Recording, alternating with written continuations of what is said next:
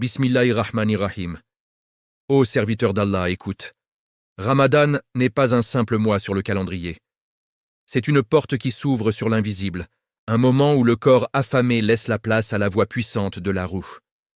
Dans le secret du tasawwuf, un état sublime peut surgir, la yaqaza, l'éveil du cœur. Les yeux du cœur s'ouvrent. La rue voyage dans le malakout, et des réalités cachées se dévoilent. Mais attention, ce Ramadan pourrait être le dernier. Les pièges du nafs sont partout.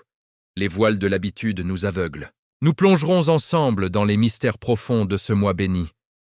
Comment vivre Ramadan pour ne jamais le gaspiller? Comment briser les chaînes du nafs? Comment toucher les portes du malakut et réveiller la rue endormie? Car le vrai jeûne n'est chapitre 1. La nuit où le silence a crié « Allah, Allah ». Imaginez une petite chambre sombre, au cœur d'un quartier populaire de Casablanca. Les murs sont fissurés. L'humidité trace des larmes noires sur le plâtre. Sur un matelas fin posé à même le sol, une jeune femme de 28 ans est recroquevillée. Son nom, Amina. Ses yeux sont grands ouverts, mais elle ne voit plus rien. Les larmes ont séché depuis des heures, laissant des sillons salés sur ses joues. Dans sa main droite, un téléphone éteint depuis 3 jours. Dans sa poitrine, un vide qui hurle plus fort que n'importe quel cri. Amina n'était pas toujours comme ça. Elle avait grandi dans une famille modeste, mais pieuse. Son père, un ouvrier du bâtiment, rentrait chaque soir en récitant « Subhanallah » après chaque fatigue. Sa mère lui apprenait les sourates avant même qu'elle sache écrire son nom. Rappelle-toi toujours, Ya Binti, qu'Allah est Ar-Rahman, Ar-Rahim. Même quand le monde te tourne le dos, lui ne te quitte jamais. Ces mots étaient dans sa boussole. Mais la vie, parfois, brise les boussoles. À 19 ans, Amina s'était mariée avec l'espoir dans les yeux. Karim était beau parleur, prometteur, et il jurait sur le Coran qu'il la rendrait heureuse. Les 2 premières années furent douces. Puis vinrent les dettes, les disputes, les insultes, et finalement, les coups. Un soir, il partit avec une autre, laissant Amina seule avec une petite fille de 3 ans, Leila, et un loyer impayé depuis 4 mois. Elle trouva un travail de femme de ménage dans un grand hôtel du centre-ville. De 6h à 22h, elle frottait, lavait, rangeait les chambres des riches qui ne la regardèrent même pas. Elle rentrait épuisée, embrassait Leila endormie, puis s'effondrait. Mais un jour, Leila tomba malade. Fièvre très haute, tout qui ne s'arrêtait pas. Les médecins dirent « pneumonie ». Les médicaments coûtaient cher. Amina vendit ses bijoux, emprunta à droite à gauche. Rien n'y fit. Leila partit rejoindre son Seigneur un jeudi soir, alors que la pluie cognait contre la fenêtre comme pour pleurer avec sa mère.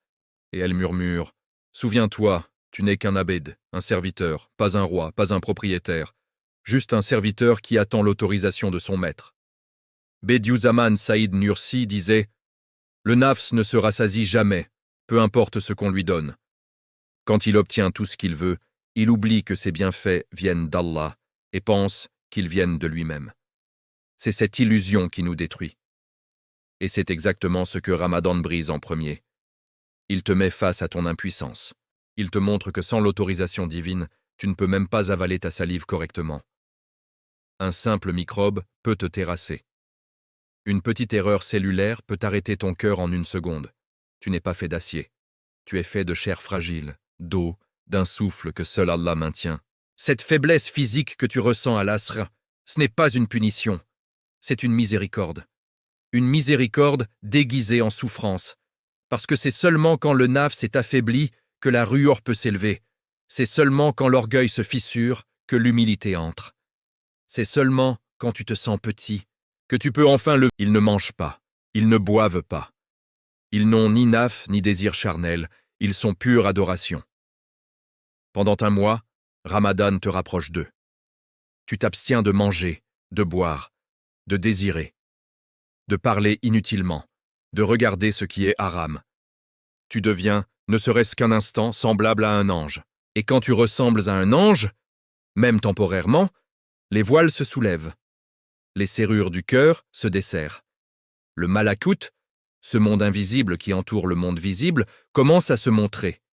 Mais attention, tout le monde ne vit pas ce secret de la même façon.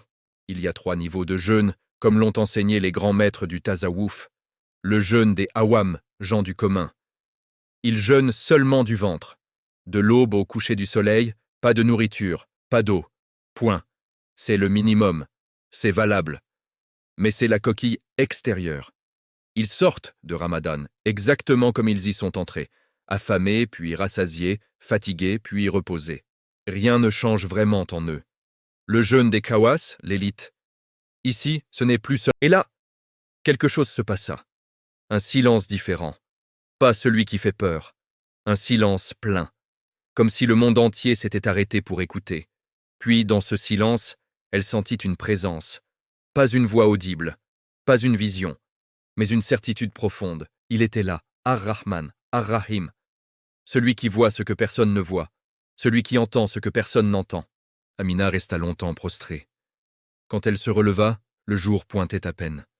Elle alla vers la petite photo de Leila posée sur l'étagère. Elle la prit, l'embrassa et murmura « Ma chérie, ta maman revient à la vie. Pour toi, et surtout pour lui. » Ce matin-là, Amina fit ses ablutions pour la première fois depuis des mois. Elle pria Fajr avec une concentration qu'elle n'avait jamais connue. Puis elle ouvrit le Coran, tomba sur la sourate Ad-Duha. « Wa wajadaka dallan fahada » Il t'a trouvé égaré et il t'a guidé. Elle pleura encore, mais de reconnaissance cette fois. Le cœur se vide de tout ce qui n'est pas Allah. Envie, colère, attachement au monde, peur du futur, regret du passé. Il ne reste que lui. C'est le jeûne des Mukarrabin, ceux qui sont rapprochés. Pour eux, Ramadan n'est pas un mois, c'est une ascension verticale de la ruche. Et toi, où te situes-tu aujourd'hui? Auquel de ces 3 niveaux veux-tu appartenir cette année? Parce que ce Ramadan n'est pas comme les autres. Il pourrait être le dernier. Chaque jour où tu jeûnes, chaque heure où tu patientes, chaque minute où tu te souviens de ta faiblesse, tu es en train de sculpter ton âme. Tu es en train de briser les idoles intérieures. Tu es en train de dire à ton nafs, tu n'es pas mon maître est unique. Alors, quand le maghrib approche, quand tes lèvres sont sèches, quand tes mains tremblent, quand ton corps crie « assez », ne vois pas cela comme une torture. Vois cela comme un cadeau qui te rappelle « Ô serviteur, tu n'es rien sans moi, et moi je suis tout pour toi. » Ce premier chapitre n'est que le début. Chapitre 2, les chaînes invisibles. Quand les shayatines sont attachés, mais le vrai ennemi reste libre. Bismillahirrahmanirrahim. Imagine la scène. La première nuit de Ramadan. Les cieux tremblent légèrement. Une armée invisible est mise au fer. Les shayatines, ces murmureurs infatigables, ceux qui te poussaient hier encore à ouvrir TikTok à 2 heures du matin, à regarder ce qui fait rougir les anges, à répondre avec colère à un simple message. Ces shayatines-là sont enchaînées. C'est un hadith authentique rapporté par Bukhari et Muslim. Lorsqu'arrive le mois de Ramadan, les portes du paradis s'ouvrent, les portes de l'enfer se ferment et les shayatines sont enchaînées. Alors pourquoi? Chapitre 3. La nuit où le cœur respire, le secret du Tarawih et la renaissance de l'âme. Bismillahirrahmanirrahim. Ferme les yeux un instant. Imagine la mosquée de Médine, il y a plus de 1400 ans. La nuit est calme. La lune éclaire doucement les murs de terre. Le prophète Muhammad se lève après la prière d'Isha. Il ne rentre pas chez lui. Il reste. Il commence à prier des raka'at supplémentaires, seul au début. Les sahaba entendent le bruit doux de ses pas, le murmure de sa récitation. Ils se lèvent un à un. Ils se placent derrière lui.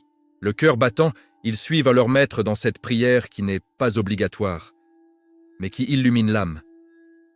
C'était le début du Tarawih. Pas une innovation. Pas une obligation. Un cadeau. Un cadeau que le prophète a laissé à sa Ummah pour que, chaque nuit de chapitre 4, l'iftar, le moment où Allah rend son bienfait et où le serviteur doit rendre grâce. Bismillahirrahmanirrahim. Imagine cette minute précise. 4 secondes avant l'adhan du Maghrib. Le soleil touche l'horizon. Ton estomac est un feu qui brûle doucement. Ta gorge est un désert craquelé. Tes lèvres sont sèches comme du parchemin ancien.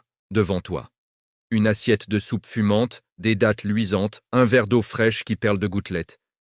Tu fixes tout cela, mais tu ne touches à rien. Pourquoi? Parce que l'autorisation n'est pas encore venue. Parce que même ton propre corps, même ta propre faim, même ta propre soif, ne t'appartiennent pas.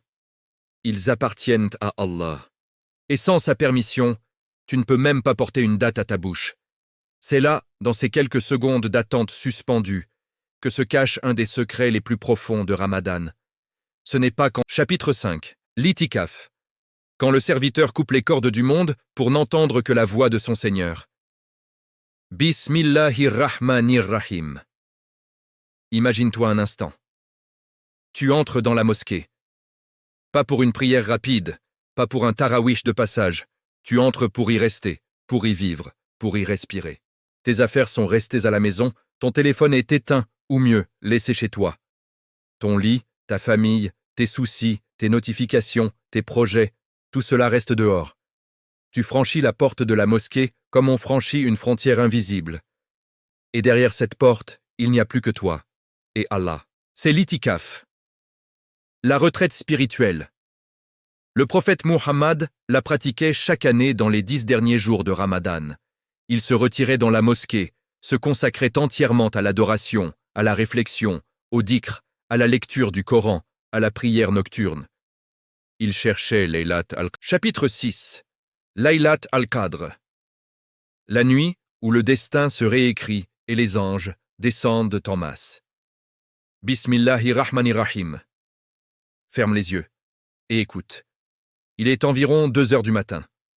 La mosquée est presque vide, sauf quelques silhouettes courbées sur leur tapis. Le silence est si profond qu'on entend le battement de son propre cœur. Dehors, le monde dort. Les lumières de la ville s'éteignent une à une. Mais ici, dans ce coin de prière, quelque chose d'immense est en train de se produire. Les cieux s'ouvrent. Une pluie invisible descend, pas d'eau, mais de la rama, de la baraka, du pardon. Hassan éclata en sanglots. Des sanglots d'enfant. Il se traîna jusqu'au tapis roulé, le serra contre lui comme un trésor. Puis, tremblant, il l'étala enfin. Pour la première fois depuis des années, il fit ses ablutions avec l'eau froide du seau. Ses mains tremblaient tellement qu'il renversa la moitié, mais il recommença, puis il se tint debout sur le tapis, leva les mains. Allahu Akbar. Sa voix se brisa sur le takbir. Il pleura pendant toute la prière. Il ne se rappelait plus toutes les sourates, mais il récitait ce qu'il savait, et entre chaque raka'at, il répétait sans s'arrêter. Allah, Allah, Ya Rahman, Ya Rahim, La ilaha illa Allah. Il resta en sujout plus longtemps que la prière elle-même. Front contre le tapis usé, il murmurait « Ya Rab, je suis ton serviteur le plus misérable, je n'ai plus rien, mais je tais-toi, ne me laisse pas, ne me laisse pas. » Quand il se releva, il faisait encore nuit. Mais quelque chose avait changé. Le froid était toujours là, la faim aussi, mais au fond de lui, une petite flamme, minuscule, mais vivante. Le lendemain matin, un voisin frappa à la porte. Un homme qu'il connaissait à peine. « Hassan, j'ai besoin d'un gardien pour mes oliviers cet hiver. Le salaire n'est pas gros, mais il y a un petit logement avec le poste. Viens avec moi. » Hassan le regarda, incrédule. Puis il baissa la tête et murmura « Alhamdulillah ». Les semaines suivantes furent un miracle après l'autre. Pas de richesse soudaine, mais des petites ouvertures. Un de ses fils appela, pleura au téléphone, demanda pardon. Un autre envoya de l'argent. Des villageois commencèrent à venir le voir pour discuter, pour prier avec lui. On l'appelait maintenant l'oncle Hassan, et on lui apportait du pain, du thé, des dattes. Il n'était plus seul. Et chaque nuit, sans faute, à l'heure de Tahajjud, Hassan étalait son tapis. Il allumait une petite lampe à pétrole, et il commençait son dhikr. Allah, Allah, Ya Rahman, Ya Rahim, La ilaha illa Allah. Parfois, il pleurait encore, parfois il souriait. Mais toujours, il terminait par ces mots.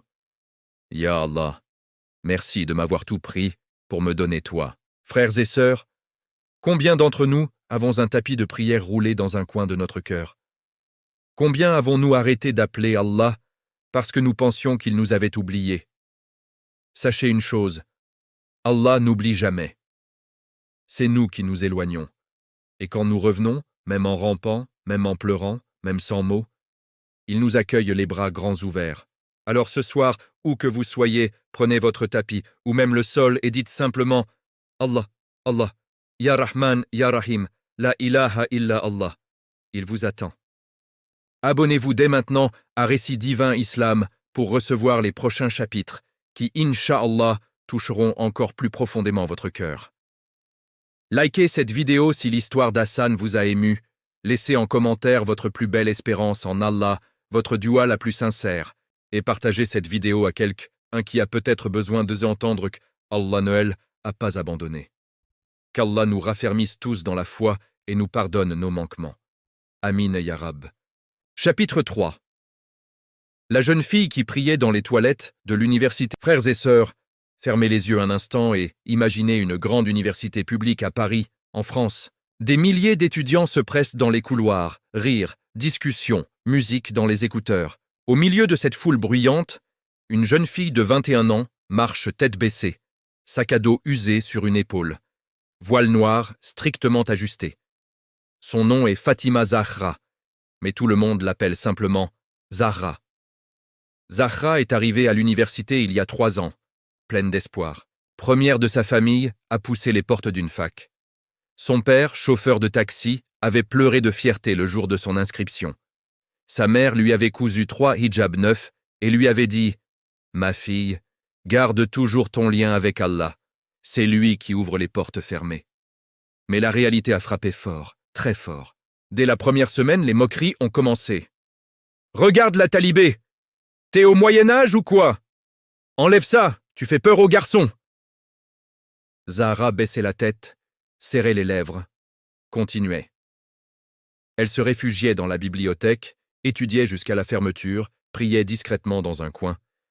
Mais même là, des regards, des rires étouffés. Puis vint la solitude plus profonde. Ses camarades de classe organisaient des soirées, des sorties, des anniversaires. Zahra n'était jamais invitée. Ou quand elle l'était, c'était pour la tester. « Viens, juste une fois, enlève ton voile pour voir. » Elle refusait. On la surnommait la coincée, la sainte nitouche. Certains garçons lui envoyaient des messages insultants, des photos indécentes. Elle bloquait, pleurait seule dans sa chambre d'étudiante minuscule. Le pire arriva en 2e année. Un groupe d'étudiants, dont certains qu'elle considérait comme des amis au début, répandit une rumeur. Zahra se cache pour fumer, c'est pour ça qu'elle va toujours aux toilettes. La rumeur devint virale sur les groupes WhatsApp de la fac. On la pointait du doigt dans les amphis. Un jour, en sortant de cours, quelqu'un lui lança une canette vide en criant « Va prier ailleurs, on n'est pas en Arabie !» Zahra rentra chez elle ce soir-là, chez ses parents, à 40 km de la fac, et s'effondra dans les bras de sa mère.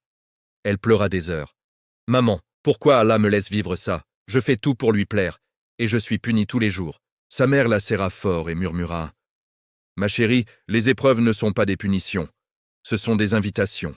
Allah t'aime tellement que il te choisit pour porter un fardeau que des autres ne pourraient pas supporter. Continue à l'appeler. Il est As-Samia.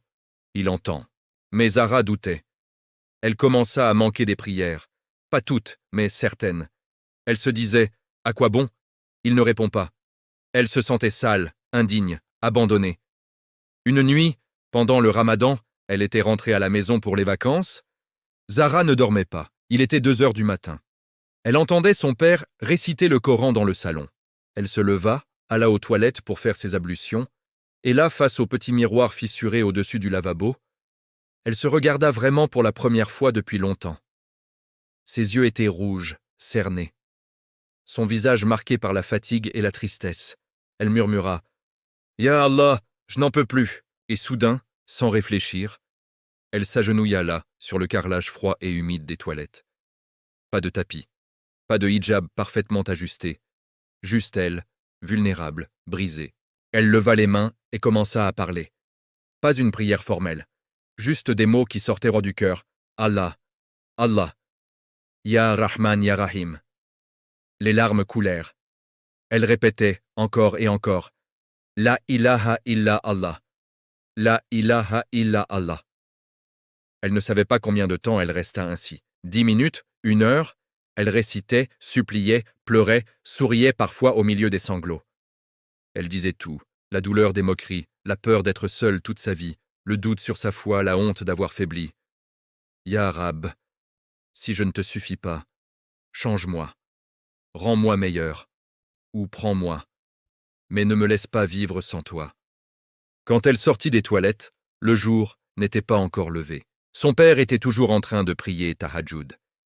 Il la vit, les yeux gonflés mais brillants. Il ne posa pas de questions. Il sourit simplement et dit « Rejoins-moi, Ya Binti ». À partir de cette nuit, quelque chose changea chez Zahra. Elle ne devint pas subitement insensible aux moqueries. Elle faisait toujours mal. Mais elle avait retrouvé son arme secrète, le dhikr caché. De retour à l'université, quand les rires fusaient, elle s'éclipsait aux toilettes. Oui, toujours aux toilettes. Faisait ses ablutions rapidement, et là, dans ce petit espace anonyme, elle se prosternait et murmurait « Allah, Allah, Ya Rahman, Ya Rahim, la ilaha illa Allah ». C'était devenu son refuge, son oasis au milieu du désert.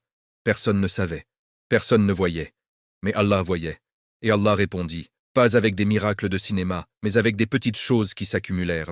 Une professeure, musulmane pratiquante mais discrète, remarqua Zahra un jour en train de lire le Coran dans un coin. Elle invita à rejoindre un petit cercle d'étudiantes pieuses qui se réunissaient le vendredi midi pour étudier le Coran. Zahra accepta. Là, pour la première fois, elle trouva des sœurs qui la comprenaient, qui la soutenaient, qui priaient avec elle. Un garçon de sa classe, celui qui m'avait le plus moqué au début, vint un jour s'excuser, les larmes aux yeux. Il avait perdu sa mère récemment et avait compris, à travers sa propre douleur, ce que Zahra endurait. Les rumeurs s'estompèrent. Certains étudiants commencèrent même à la défendre, quand d'autres l'attaquaient. Zahra termina son master avec mention. Aujourd'hui, elle enseigne dans un lycée islamique et organise des sessions de dhikr pour les jeunes filles qui traversent les mêmes épreuves que elle. Et chaque fois qu'elle passe devant des toilettes publiques, elle sourit intérieurement. Parce que c'est là, dans le lieu le plus improbable, qu'Allah a rouvert son cœur. Elle dit souvent, ne cherchez pas toujours un endroit parfait pour invoquer Allah. Parfois, le meilleur musalla est celui où personne ne vous voit, sauf lui. Et lui suffit. Frères et sœurs, si vous vous sentez seuls, moqués, incompris pour votre foi, trouvez votre coin caché. Même si c'est une cabine de toilette, un escalier désert, votre voiture garée. Levez les mains et dites « Allah, Allah, Ya Rahman Ya Rahim, la ilaha illallah ». Il est là. Il écoute.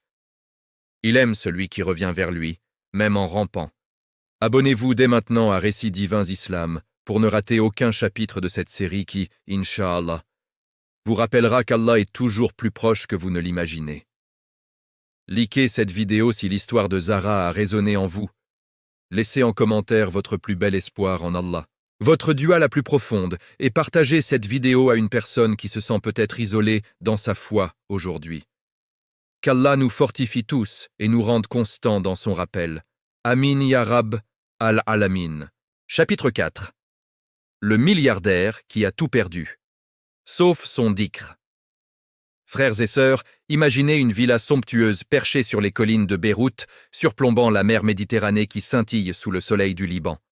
Piscine à débordement, voitures de luxe alignées dans le garage, personnel en uniforme qui anticipe chaque besoin. Au centre de cette opulence, Omar Al-Khatib, 45 ans, self-made man, entrepreneur dans l'immobilier et la tech. À 30 ans, il était déjà millionnaire. À 40, milliardaire. Les magazines le surnommaient le roi du béton et du code. Il donnait des conférences TEDx, posé en couverture de Forbes Middle East, et son sourire en photo disait « J'ai tout conquis ». Mais derrière ce sourire, un vide abyssal. Omar était né dans une famille pauvre de Tripoli. Son père, pêcheur, mourut jeune d'un accident en mer. Sa mère éleva 5 enfants en cousant des vêtements la nuit. Omar se rappelait encore les soirs où elle récitait des doux as pour que la nourriture ne manque pas. Elle lui disait toujours « Ya Waladi, l'argent va et vient, mais le nom d'Allah reste. Ne l'oublie jamais !» Il hochait la tête, mais à 18 ans, quand il partit à Beyrouth pour étudier, Il rangea ses mots au fond d'un tiroir. La réussite arriva vite, très vite. Il travailla 18 heures par jour, investit tout, prit des risques fous. Et Allah lui ouvrit des portes immenses. Mais plus il montait, plus il s'éloignait. Les prières devinrent sporadiques. Le Coran, un livre qu'il n'ouvrait plus que pour jurer sur lui dans les affaires. Le dhikr? Il riait quand un ami pieux lui en parlait. J'y ai pas le temps pour ça, j'ai des empires à bâtir. Il se maria, divorça 2 fois. Ses enfants le voyaient rarement. Il collectionnait les maîtresses, les yachts, les montres à 6 chiffres. Il se disait « Je suis béni, Allah m'a donné tout ça ». Puis vint la chute. Tout commença par une crise économique régionale. Les investissements s'effondrèrent, des partenaires le trahirent, des procès s'enchaînèrent. En moins de 2 ans, il perdit 90% de sa fortune. La villa fut saisie. Les voitures vendues aux enchères, les comptes gelés. Ses amis disparurent comme par enchantement. Même ses enfants, élevés dans le luxe, lui reprochèrent « Tu nous as habitués à ça, maintenant assume ». Un soir d'octobre, Omar se retrouva seul dans un petit appartement loué à Amra, un quartier populaire de Beyrouth. Pas de meubles, juste un matelas par terre, un frigo vide et une valise contenant les quelques vêtements qu'il avait pu sauver. Dehors, la pluie tambourinait sur le toit en tôle. Dedans, le silence était plus lourd que la pluie. Il s'assit sur le matelas, dos au mur, et pour la première fois depuis des décennies, il se sentit vraiment seul. Pas seul avec des milliards, seul avec lui-même, et avec ce vide qui hurlait. Il fouilla dans la valise. Au fond, enveloppé dans un vieux tissu, il trouva un petit chapelet en bois d'olivier. Celui que sa mère lui avait offert le jour de son départ pour Beyrouth. Il le prit, le serra fort.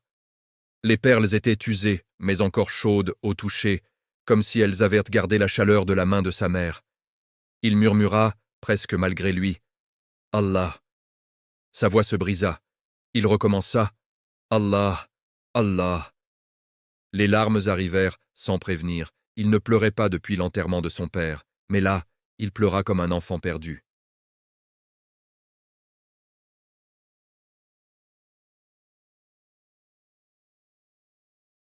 Juste lui, ses larmes, et ce chapelet qu'il faisait tourner entre ses doigts.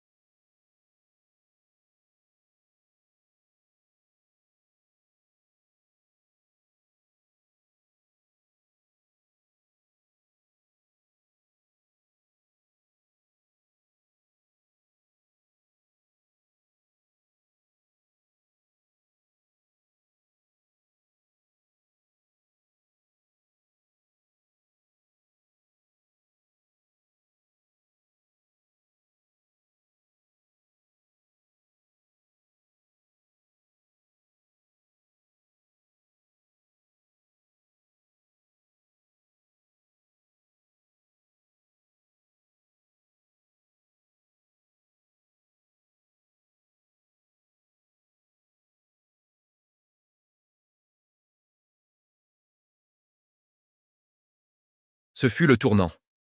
Le lendemain, Omar se leva tôt. Il fit ses ablutions dans l'évier minuscule.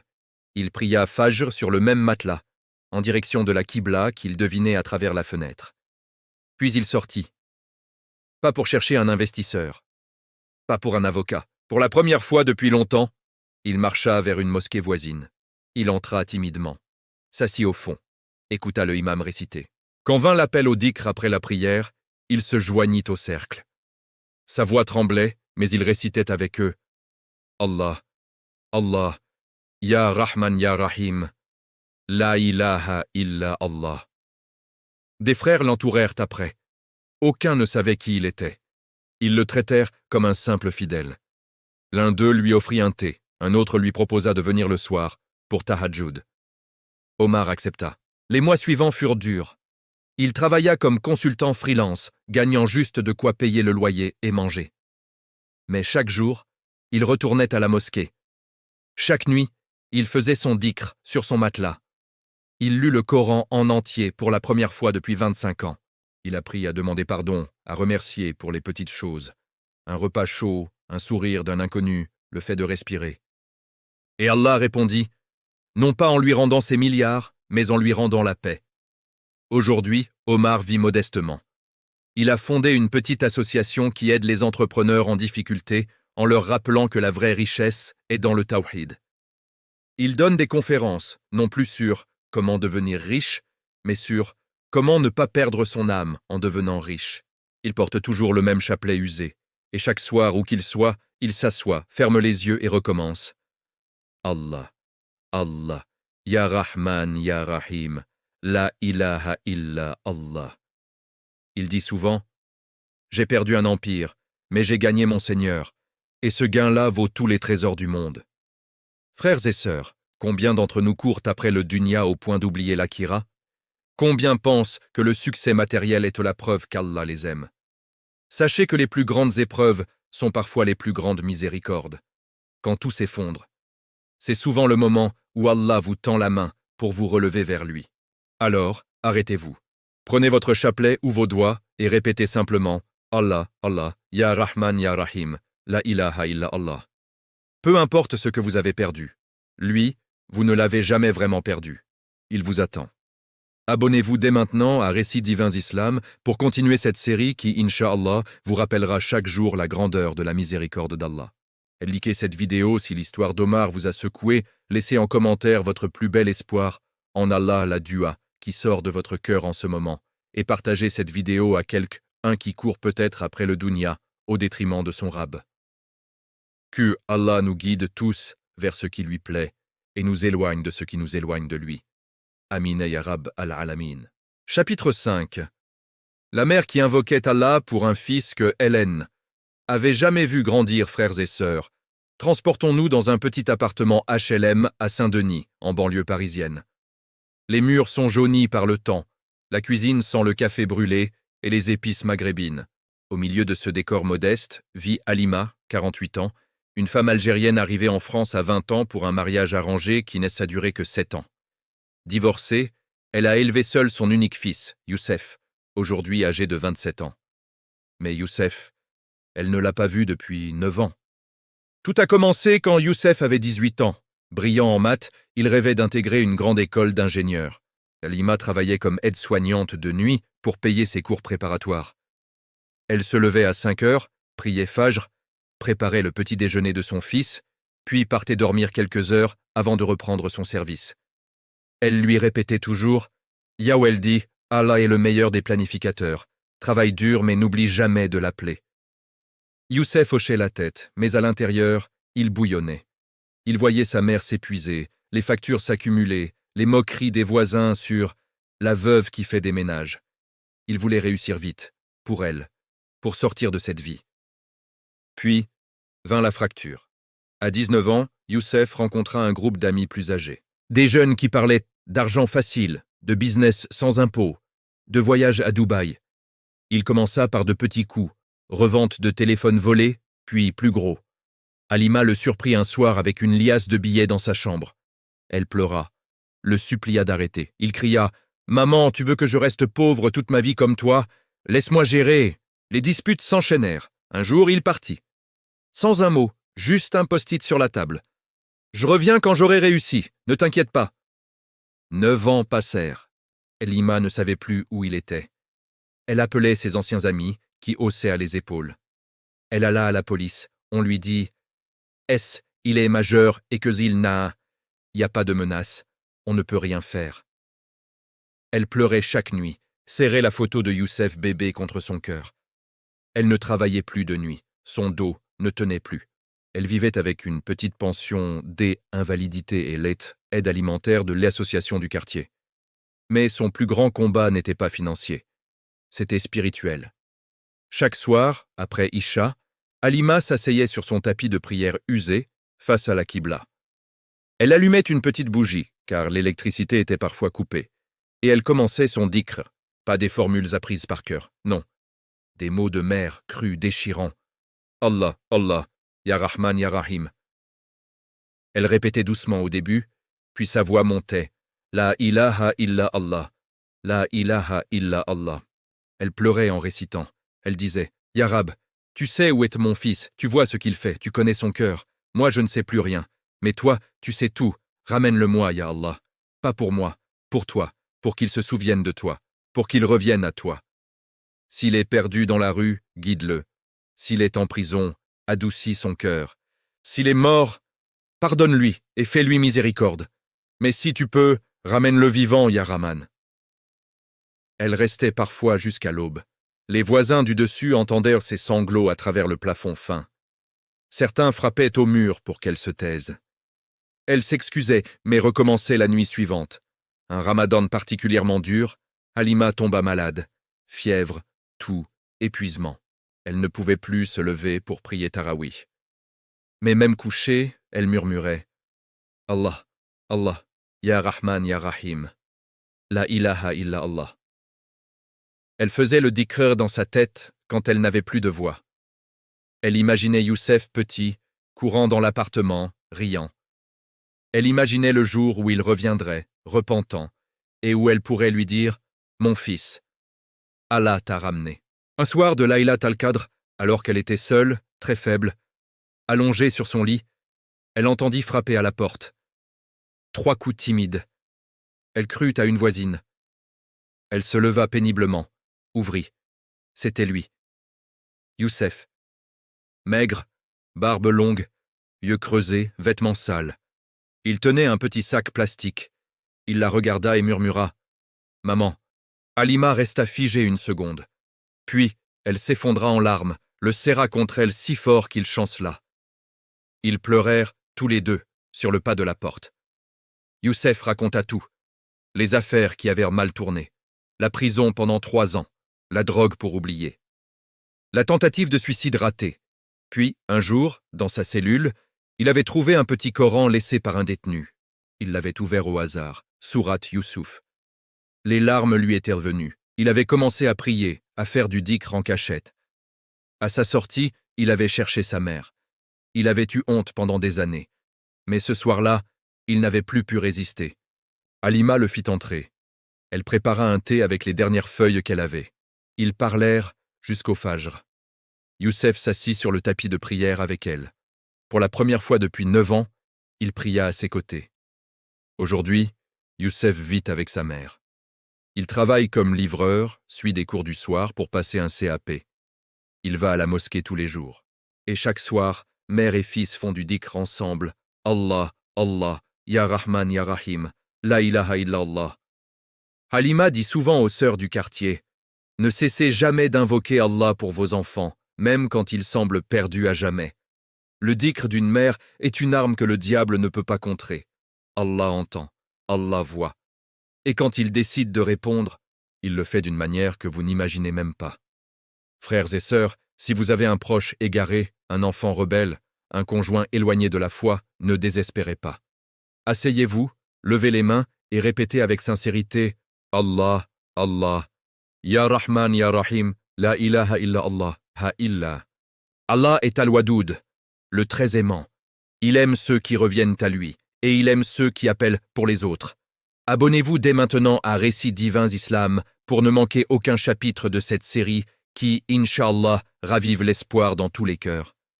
Likez cette vidéo si l'histoire de Halima et Youssef vous a ému aux larmes. Laissez en commentaire votre plus belle dua pour un être cher que vous voulez voir revenir à Allah et partagez cette vidéo à une mère, un père, un frère ou une sœur qui a besoin d'entendre ce message ce soir.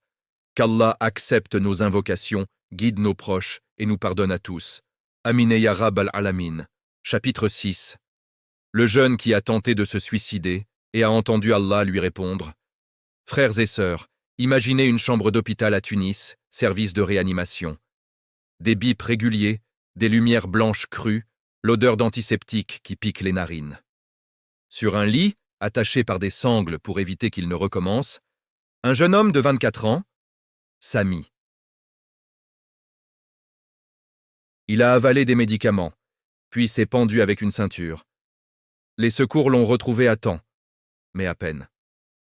Sami n'était pas un marginal. Fils unique d'une famille de classe moyenne. Bon élève au lycée, fan de football, toujours souriant sur les photos Instagram.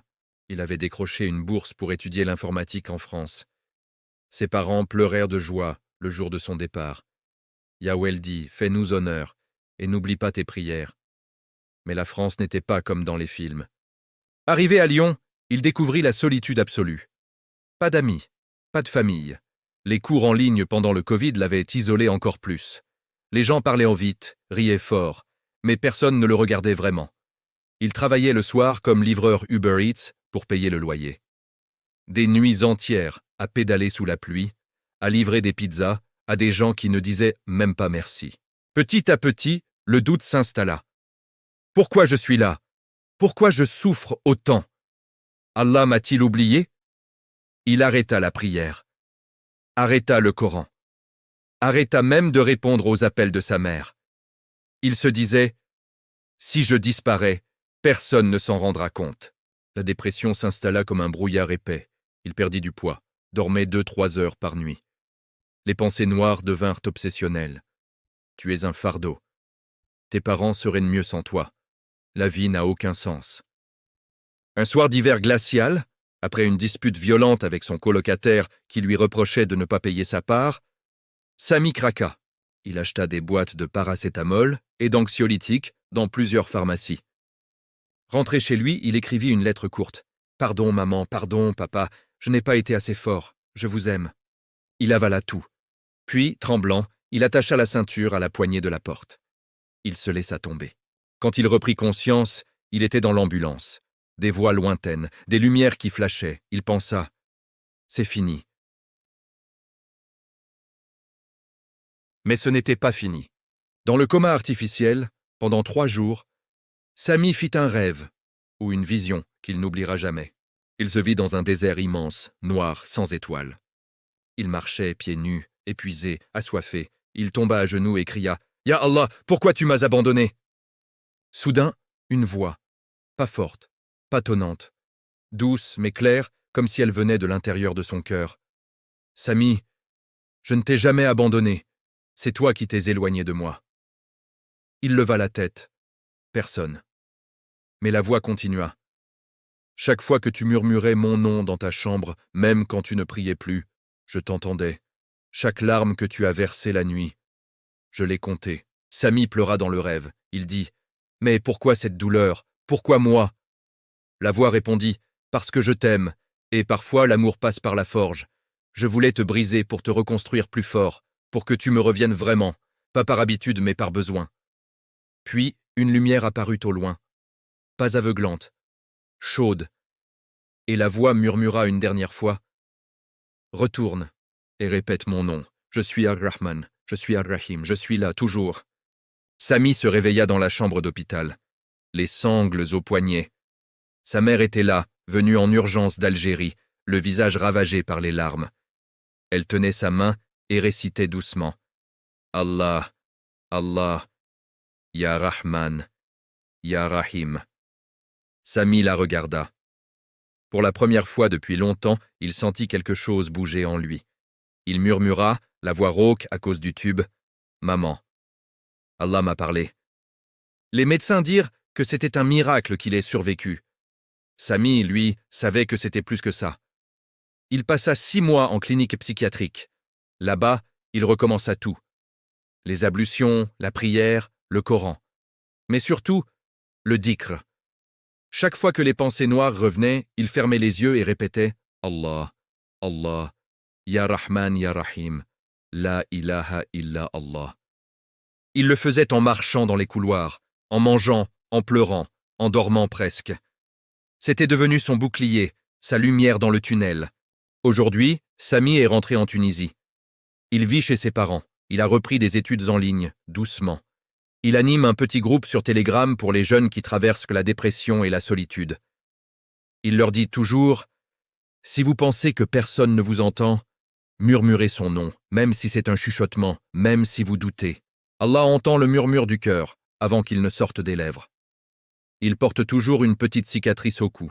Il la touche parfois et sourit. C'est ma preuve qu'un Allah aime à rattraper au bord du vide. Frères et sœurs, la vie peut nous pousser au bord du précipice. La douleur peut sembler insurmontable. Mais sachez une chose, Allah ne laisse jamais son serviteur tomber sans lui tendre la main. Même dans le moment le plus sombre, il est plus proche que votre propre souffle. Si vous traversez cela en ce moment, arrêtez tout. Levez les mains. Et commencez, même faiblement. Allah, Allah, Ya Rahman, Ya Rahim, La ilaha illa Allah. Il répond. Toujours. Parfois pas comme on veut, mais toujours comme on en a besoin. Abonnez-vous dès maintenant à Récit Divin Islam pour recevoir les prochains chapitres qui, Inch'Allah, sauveront peut-être un cœur en perdition.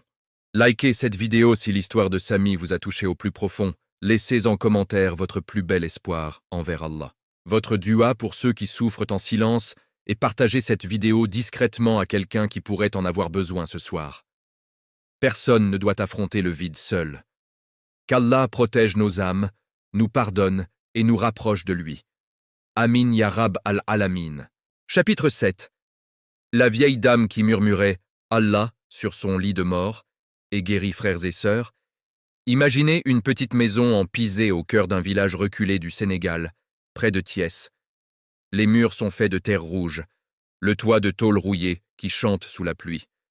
À l'intérieur, une pièce unique éclairée par une lampe à pétrole vacillante. Sur un lit en fer bas, recouverte d'un pagne fané, repose Khadija, 82 ans. Son corps est frêle, ses mains noueuses tremblent légèrement. Elle respire avec difficulté. Les médecins du centre de santé du village ont dit à sa fille Fatou « C'est la fin. Son cœur est trop faible. Ramenez-la à la maison pour qu'elle parte entourée des siens. » Khadija avait passé toute sa vie dans ce village. Veuve depuis 40 ans, elle avait élevé 7 enfants seule, en vendant du mil et des arachides au marché. Elle n'avait jamais voyagé plus loin que la ville voisine.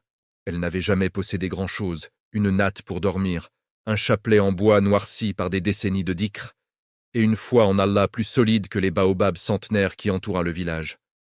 Mais ces dernières années, la maladie l'avait rongée. Arthrite qui déformait ses doigts, diabète, hypertension, et maintenant ce cœur qui battait de plus en plus lentement. Ses enfants, dispersés entre Dakar, Paris et New York, venaient rarement.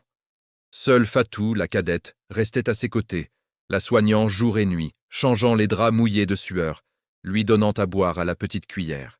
Les voisins passèrent dire au revoir.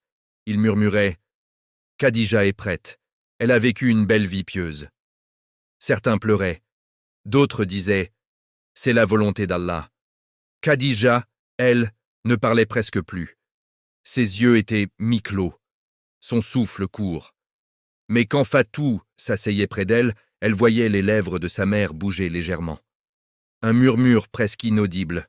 « Allah, Allah. » Fatou posait son oreille près de la bouche de sa mère, et elle entendait « Ya Rahman, Ya Rahim, La ilaha illallah ». Même quand Khadija semblait inconsciente, même quand son corps ne répondait plus, son cœur continuait ce dhikr. Jour et nuit, comme une horloge qui refuse de s'arrêter. Une nuit, vers 2 heures du matin, Fatou se réveilla en sursaut. Sa mère respirait très fort, comme si elle luttait. Fatou alluma la lampe, prit sa main. Khadija ouvrit les yeux, pour la première fois depuis 2 jours, et regarda sa fille avec une clarté surprenante. Elle murmura, d'une voix faible mais nette. « Fatou, ne pleure pas. Je ne pars pas encore. Allah m'a dit, il m'a dit qu'il a encore besoin de moi ici, pour rappeler son nom. » Fatou éclata en sanglots. Elle crut que c'était le délire de la faim. Mais Khadija serra sa main avec une force qu'elle n'aurait pas dû avoir. « Écoute-moi, Ya Binti. Chaque fois que je dis son nom, je sens sa miséricorde couler en moi comme de l'eau fraîche. Continue à réciter avec moi. » Fatou s'agenouilla près du lit, prit le chapelet de sa mère et commença à réciter doucement. « Allah, Allah, Ya Rahman, Ya Rahim, La ilaha illallah. » Khadija joignit sa voix tremblante. Elles récitèrent ensemble pendant des heures. Parfois Khadija s'arrêtait pour respirer, puis reprenait. Fatou pleurait, mais continuait. Les voisins, réveillés par les voix, vinrent frapper doucement. Ils entrèrent, s'assirent de par terre et se joignirent au dhikr. Bientôt, la petite maison fut remplie de murmures. Allah, Allah, Ya Rahman, Ya Rahim. Au lever du soleil, Khadija ferma les yeux. Tout le monde crut que c'était la fin. Fatou posa sa tête sur la poitrine de sa mère et entendit un battement régulier. plus fort, plus stable. Les jours suivants furent un miracle que le village n'oubliera jamais. Khadija recommença à manger. D'abord une cuillère de bouillie, puis plus. Ses mains tremblaient moins. Elle se redressa sur le lit. Une semaine plus tard, elle se leva pour faire ses ablutions seule. 2 semaines après, elle pria debout, lentement, mais debout. Les médecins du centre de santé, incrédules, la firent examiner à nouveau. Les analyses montraient une amélioration spectaculaire, tension stabilisée, sucre dans le sang, normalisé, cœur qui battait comme celui d'une femme de 60 ans. Ils dirent « On ne comprend pas, c'est médicalement inexplicable ». Mais les villageois, eux, comprenaient, ils disaient « C'est le baraka du dhikr ». Allah a répondu à la constance de cette servante. Khadija vécut encore 5 années après cela. 5 années où elle ne cessa jamais son dhikr. Elle s'asseyait sous le grand manguier du village, chapelet à la main, et invitait les enfants, les femmes, les hommes à s'asseoir avec elle. Elle leur racontait « Mes enfants, quand le corps lâche, quand les médecins disent « C'est fini, rappelez-vous, le cœur peut encore parler à Allah. » Et quand le cœur parle à Allah, Allah peut tout changer, même la mort peut attendre. Elle partit finalement un matin de Ramadan, paisiblement, après avoir prié Fajr et récité son dernier « La ilaha illallah ». Son enterrement réunit tout le village, et sur sa tombe, on grava simplement « Khadija bint Abdou, celle qui n'a jamais cessé d'appeler son Seigneur ». Frères et sœurs, l'âge, la maladie, la souffrance physique, rien de tout cela n'arrête le dhikr d'un cœur sincère. Allah dit dans le Coran « Invoquez-moi, je vous répondrai ». Parfois la réponse est la guérison, parfois c'est la patience, parfois c'est la force de supporter.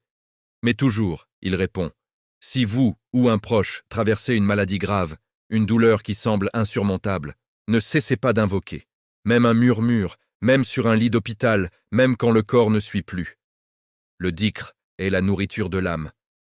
Et parfois, c'est aussi le remède du corps.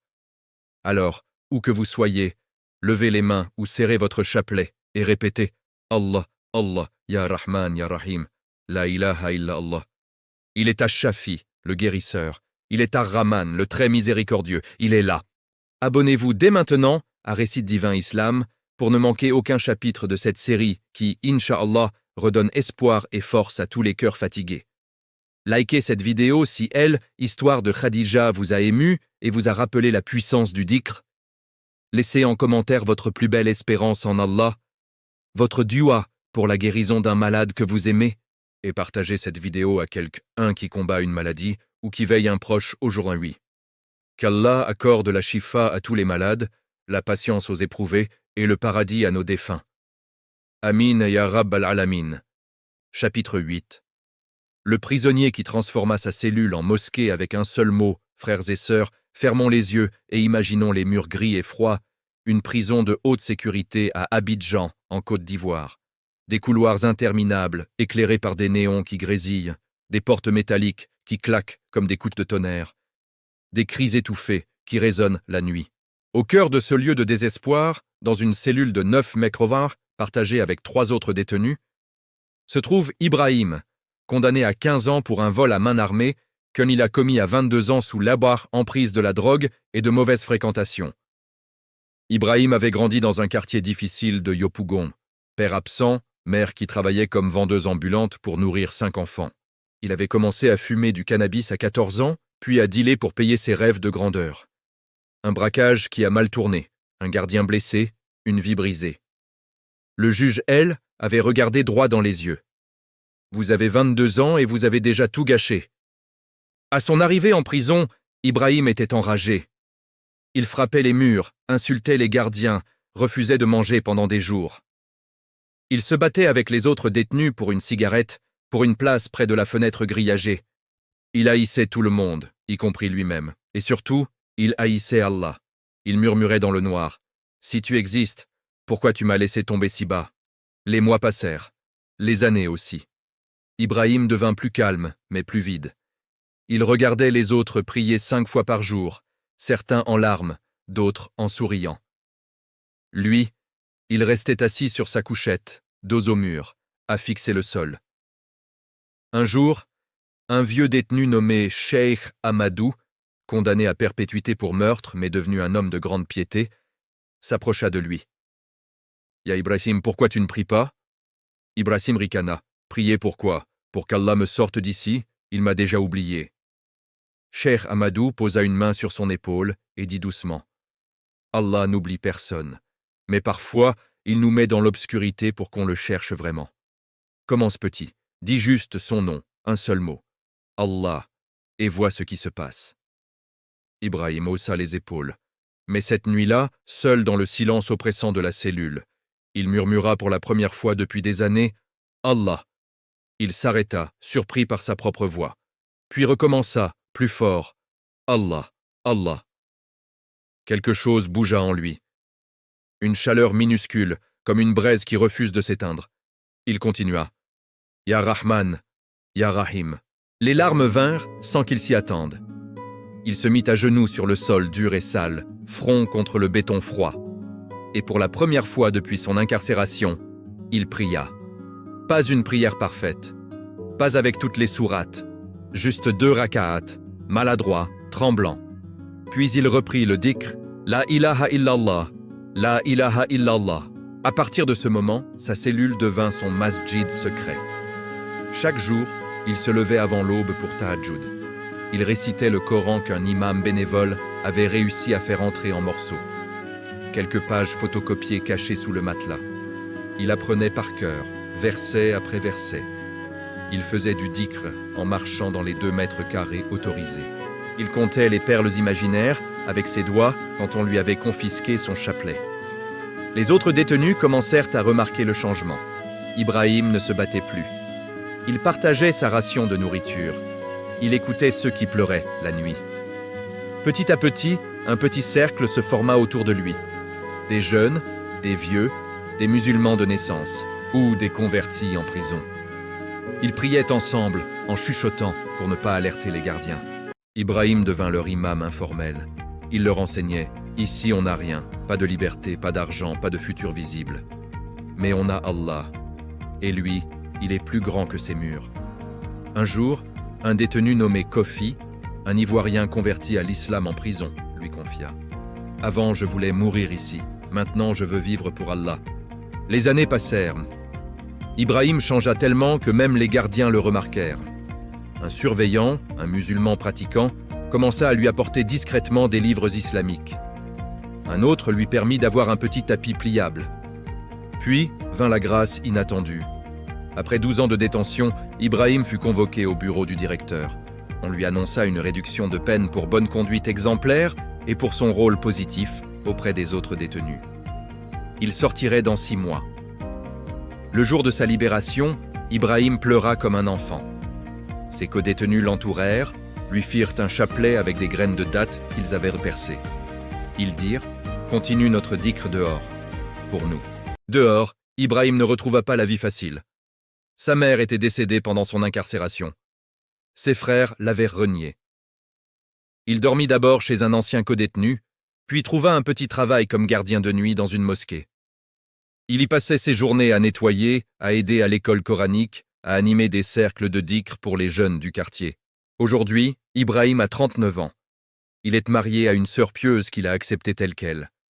Ils ont 2 petits-enfants. Et chaque soir, dans leur petite maison, il réunit sa famille et répète ce qu'il faisait dans sa cellule.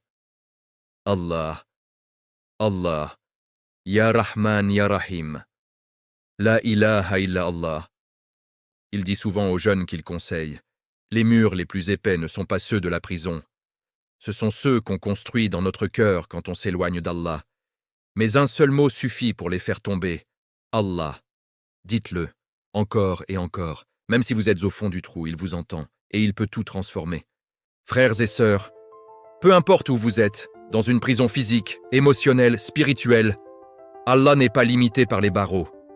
Il est Al-Fatah, celui qui ouvre les portes fermées. Il suffit d'un murmure sincère pour qu'il commence à ouvrir. Si vous vous sentez emprisonné par vos erreurs, vos regrets, vos addictions, commencez maintenant. Dites « Allah, Allah, Ya Rahman, Ya Rahim, La ilaha illallah ». Il transforme les cellules en mosquées, les criminels en guides, les perdus en retrouvés. Abonnez-vous dès maintenant à Récits divins Islam pour ne rater aucun chapitre de cette série, qui, Inch'Allah, montre que la miséricorde d'Allah n'a pas de limite. Likez cette vidéo si l'histoire d'Ibrahim vous a donné des frissons d'espoir. Laissez en commentaire votre plus belle dua pour ceux qui sont emprisonnés. Et partagez cette vidéo à quelqu'un qui pense que son cas est désespéré. Qu'Allah libère tous les captifs, guide les égarés et nous pardonne nos fautes. Amin ya Rab al-Alamin. Chapitre 9. La petite fille qui a sauvé son père par un seul « Allah » murmuré dans le coma.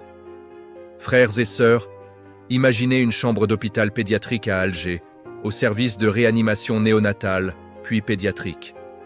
Des machines qui bipent sans arrêt, des infirmières qui courent en silence, une odeur de désinfectant mêlée à celle des larmes contenues. Au centre de cette pièce, dans un petit lit entouré de barreaux transparents, repose Aïcha, 6 ans. Son petit corps est relié à des tubes, un masque à oxygène sur le visage, les yeux clos depuis 3 semaines. Elle est dans le coma profond après un grave accident de la route. La voiture de son père a dérapé sous la pluie battante, percuté un camion. Le père, Malik, a survécu avec des fractures multiples. Aïcha, elle, était dans un état critique. Malik, 35 ans, ingénieur en bâtiment, était un homme pieux mais distant dans sa pratique. Il priait, jeûnait, mais son cœur était souvent ailleurs. Le travail, les factures, les soucis du quotidien. Aïcha, elle, était différente. Depuis ses 4 ans, elle aimait s'asseoir sur les genoux de son père après Maghrib et répéter avec lui « Allah, Allah, Ya Rahman, Ya Rahim ». Elle le faisait en riant, en jouant avec les perles de son petit chapelet rose que sa grand-mère lui avait offert. Malik souriait, l'embrassait sur le front et disait « Ma petite lumière continue, Allah t'aime beaucoup ». Mais il ne se joignait pas toujours. Il pensait « Elle est petite, c'est mignon. Plus tard, elle comprendra ». L'accident changea tout. Malik se réveilla à l'hôpital 2 jours après le choc. Fractures au bassin, aux côtes, commotion cérébrale. Mais quand on lui dit pour Aïcha, son monde s'effondra. Il hurla, pleura, frappa les murs malgré la douleur. Les médecins furent clairs. Son cerveau a subi un traumatisme sévère. Le coma est profond. Les chances de réveil diminuent chaque jour. Préparez-vous au pire. Malik refusa de croire. Il se traîna en béquille jusqu'à la chambre de sa fille chaque jour. Il s'asseyait près d'elle, prenait sa petite main froide et murmurait « Aïcha, papa est là. Réveille-toi, Yaroui. Papa a besoin de toi. » Mais rien. Pas un mouvement. Pas un silement. Les nuits, Malik ne dormait plus. Il restait assis dans le couloir, tête entre les mains.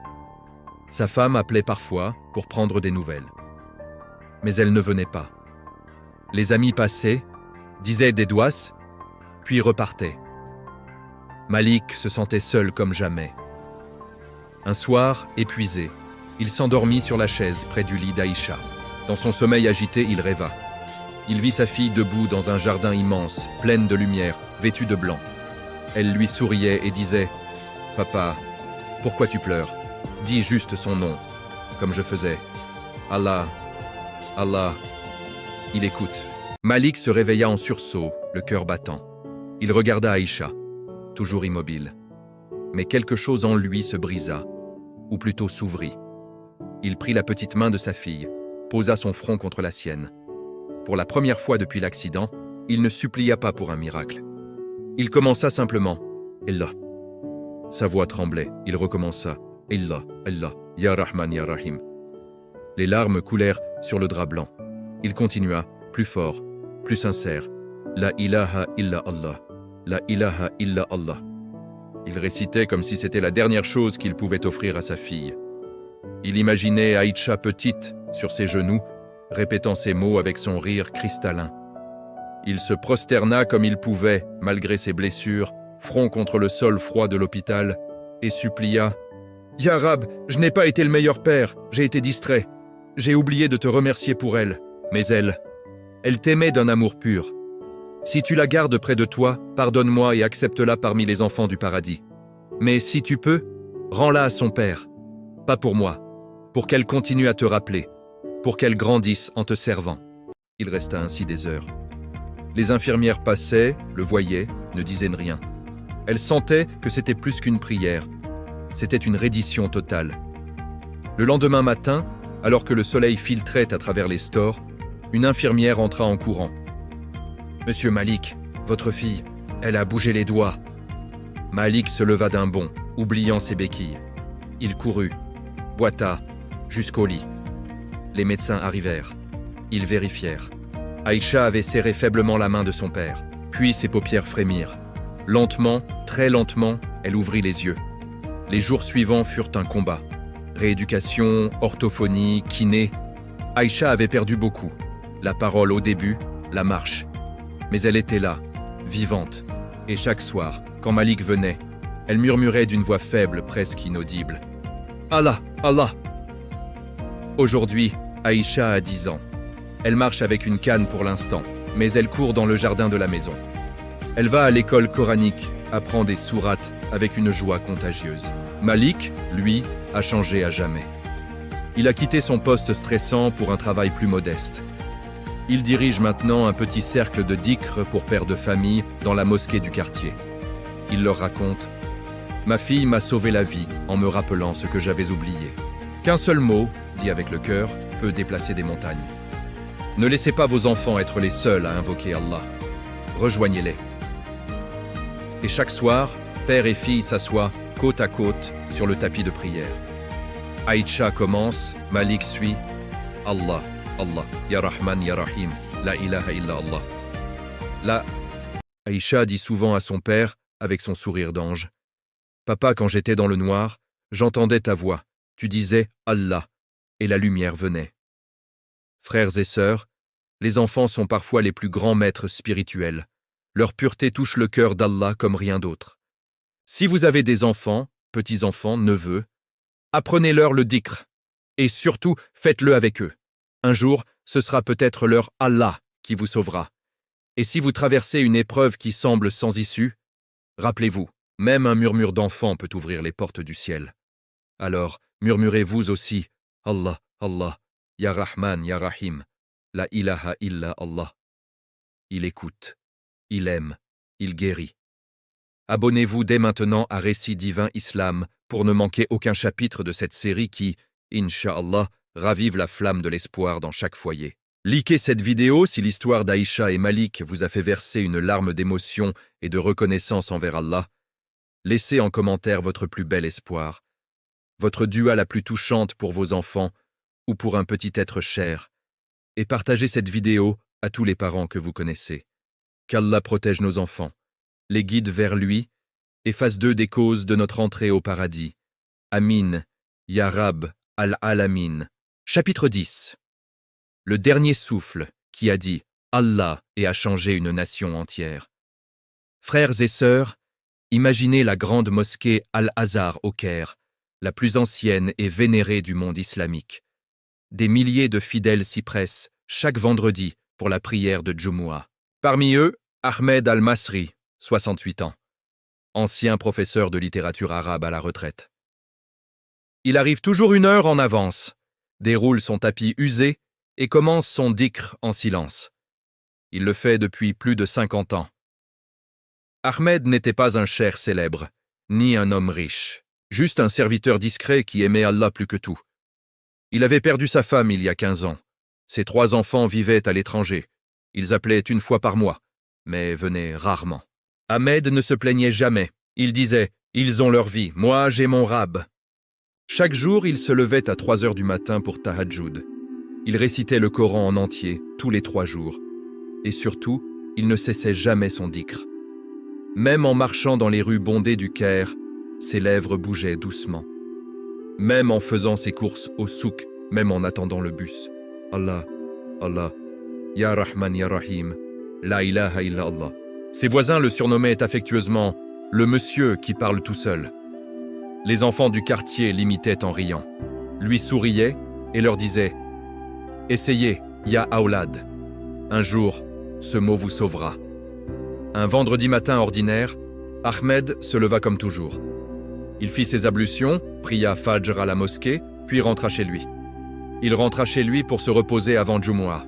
Vers 10 heures, il sentit une douleur aiguë dans la poitrine.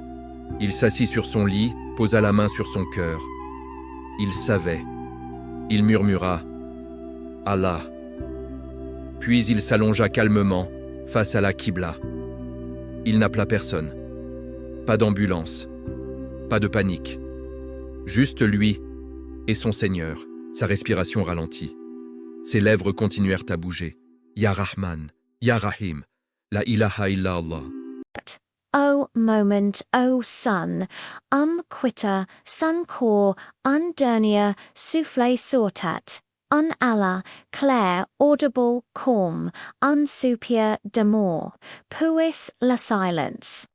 Les voisins, le trouveront du airs plus tard ils, appelleront ses enfants, ils prépareront la cour, selon la sooner. Lentement ut lula lendemain, apres, jumua, et al azar, ce qui devait être une cérémonie discrète se transforma en quelque chose des centaines de personnes, vinrent possulement des proches, des inconnus, des étudiants del azar, des imams, des mirs, avec leurs enfants, des yoins qui traînent dans les rues pourquoi parce que la val d'essa mort. Ahmed Avade, post une court vidéo sur un petit compte Facebook qu'il gérate pour ses anciens élèves.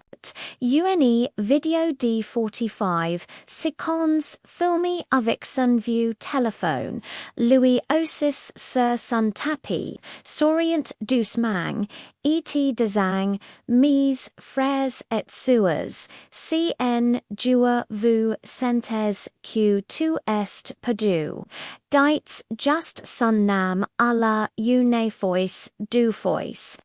Cent fois il est là, il attend ni la blaise jamais. Cette vidéo, partagée par un de ses anciens élèves, avait explosé en quelques heures.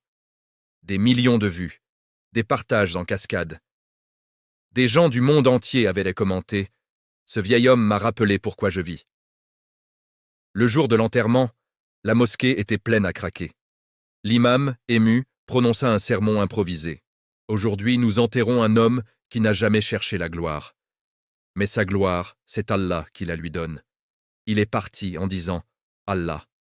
Et ce mot continue de résonner dans des cœurs qu'il n'a jamais rencontrés. Après la prière funéraire, des jeunes organisèrent spontanément un grand dhikr collectif dans la cour d'Al-Azhar. Des milliers de voix s'élevèrent « Allah, Allah, Ya Rahman, Ya Rahim, La ilaha illa Allah ».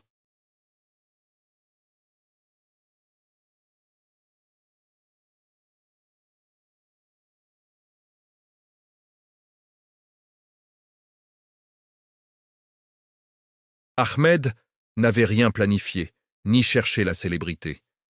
Il avait juste aimé Allah jusqu'à son dernier souffle. Ce dernier souffle a semé une graine qui a poussé bien au-delà de sa tombe.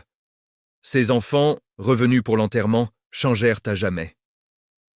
L'aîné quitta Dubaï pour enseigner le Coran en Égypte. La cadette ouvrit un centre pour femmes à Toronto où le dhikr est central. Le fils à Londres devint imam bénévole, guidant sa communauté. Aujourd'hui, au Caire, on ne dit pas d'Ahmed al-Masri, c'était un professeur. On dit, c'était l'homme qui est parti en disant « Allah » et qui a réveillé une umma.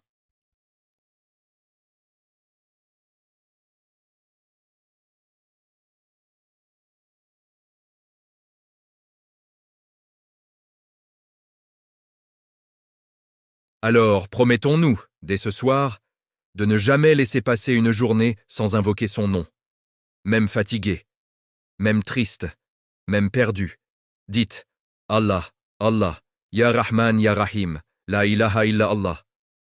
Faites-en votre dernier mot, et peut-être le premier d'une nouvelle histoire pour quelqu'un d'autre. Ceci conclut notre série « Récit divin Islam, le dhikr qui sauve ».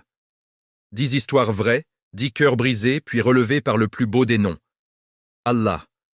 Qu'Allah accepte nos invocations, nous pardonne nos manquements, et fasse que notre dernier souffle soit La ilaha illa Allah. Abonnez-vous dès maintenant à Récit Divin Islam pour ne manquer aucune nouvelle série qui, Inch'Allah, continuera à nourrir vos cœurs de rappel et d'espoir. Likez cette vidéo finale si ces 10 chapitres ont touché votre âme. Laissez en commentaire votre plus bel espoir envers Allah, votre dua la plus sincère pour vous-même et pour l'Ummah entière. Et partagez cette série entière autour de vous. Peut-être qu'elle sauvera un cœur ce soir. Qu'Allah nous rassemble tous au paradis, sous son trône, en train de dire son nom pour l'éternité. Amin et Ya Rab al-Alamin. Jazakum Allahu khayran pour avoir suivi jusqu'au bout.